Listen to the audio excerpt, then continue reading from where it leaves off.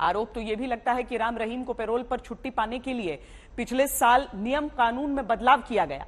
अब सच क्या है? क्या सिर्फ कानून के आधार पर जेल से रिहाई राम रहीम को मिलती रहती है या फिर इसमें सत्ता के आशीर्वाद का भी घालमेल है? कुछ तारीखें देखिए। फरवरी 2022 में 21 दिन तक पैरोल पर राम रहीम बाहर रहता है। तब पंजाब में विधानसभा चुनाव होने वाले थे। जून 2022 में फिर 30 दिन की पैरोल राम रहीम को मिलती है। तब हरियाणा में नगर पालिका चुनाव होने वाले थे। अक्टूबर 2022 में फिर से 40 दिन की पैरोल पर बाहर आने का मौका उसे मिला। तब हरियाणा में आदमपुर उपचुनाव और हिमाचल प्रदेश का विधानसभा चुनाव होने वाला था। अब हरियाणा में इस बार पैरोल पर 40 दिन बाहर आने के पीछे भी क्या राजनीतिक रिश्ता है?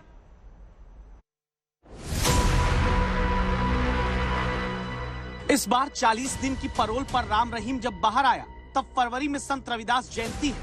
हरियाणा में दलित वोट करीब 19%, पंजाब में 32% है। हरियाणा और पंजाब में दावा होता है कि 40 लाख से ज्यादा भक्त राम रहीम के हैं।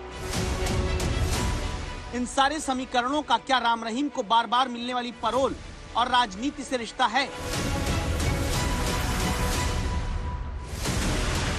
इसलिए इस बार भी देखना जरूरी है कि पिछले 4 दिन में राम रहीम बाहर आकर जब दोबारा ऑनलाइन प्रवचन देना शुरू करता है तो दर्शन करने, नतमस्तक होने कौन कौन से नेता पहुंचते हैं।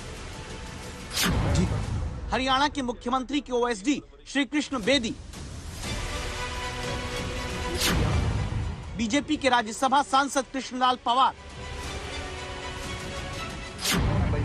असीम गोयल बीजेपी के विधायक,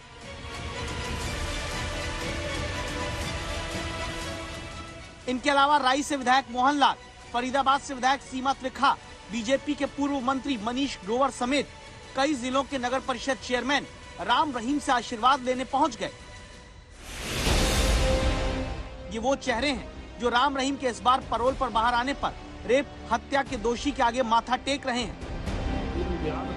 बीजेपी के राज्यसभा सांसद तो सीधे चरण वंदना अर्पित कर देते हैं। जी पवार साहब। गुरु जी धन धन सतगुरु तेरा यात्रा गुरु जी। आशीर्वाद बेटा, आशीर्वाद। बोलिए बेटा। चरण वंदन आपको। हरियाणा के मुख्यमंत्री के ओएसडी तो जाकर उम्र कैद की सजा पाए राम रहीम को रविदास जयंती में आने का न्योता देते हैं।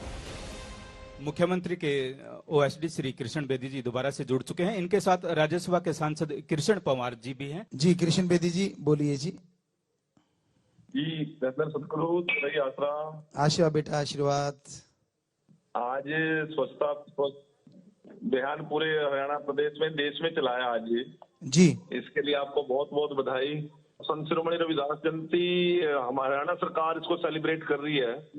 नरवाना के अंदर मुख्यमंत्री जी मुख्य अतिथि होंगे। अच्छा जी। इसका न्योता देने के लिए आज कृष्ण पवार जी हमारे राज्यसभा सांसद और मैं सरसा में आए थे। जी आपको भी बधाई बेटा, आप लोग भी साथ दे रहे हैं। हम थे, हम हैं और हम ही रहे। और फिर समाज में जिसने भय फैलाया, रेप और हत्या का जो दोषी है वो स्वच्छता अभियान चलाता है। बीजेपी के विधायक अंबाला में असीम गोयल पहुंचे। राम रहीम के कहने पर समर्थकों के साथ झाड़ू चलाई। समर्थकों से राम रहीम के गुलदस्ता लिया, स्वागत हुआ। गुरुजी बताते हुए धन्यवाद दे दिया। समय समय पर डेरा सच्चा सौदा ने जो सामाजिक कार्यों के अंदर अच्छे काम करने के अंदर जो ये एक रिकॉर्ड्स बनाए हैं, मैं आज पूरी साध संगत जी का और गुरु जी का धन्यवाद भी करता हूँ। माँ को देखने गोदी ली बेटियों की शादी से लेकर खेती के नाम पर पैरोल फरलो रेवड़ी की तरह पाता आ रहा बाबा पैरोल लेकर करता क्या है? ऑनलाइन सत्संग शुरू हो जाता है, नेताओं को आशीर्वाद दिया जाता है और 3 गाने लॉन्च हो चुके हैं। जेल मंत्रालय भी मेरे पास था। जेल मंत्रालय जेल कानून के हिसाब से जो हमारा है उसमें कोई भी बंदी है 1 साल के बाद उसका पेरोल का अधिकार है।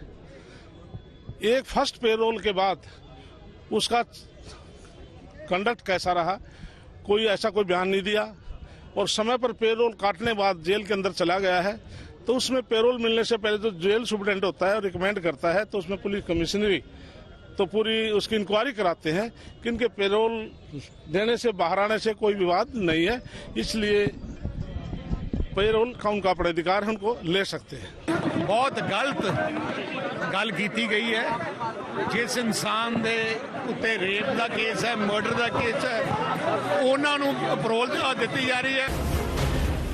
जिस देश में नेता महिलाओं के सम्मान, हक और नैतिकता की बात करके वोट मांगते हैं, वहां रेप और कत्ल के सजायाफ्ता राम रहीम का आशीर्वाद मांगते नेता क्या नैतिकता के दावों को चिंदी चिंदी नहीं करते, जिसे आस्था की ढाल लगाकर बचाव करने की कोशिश खारिज होनी चाहिए।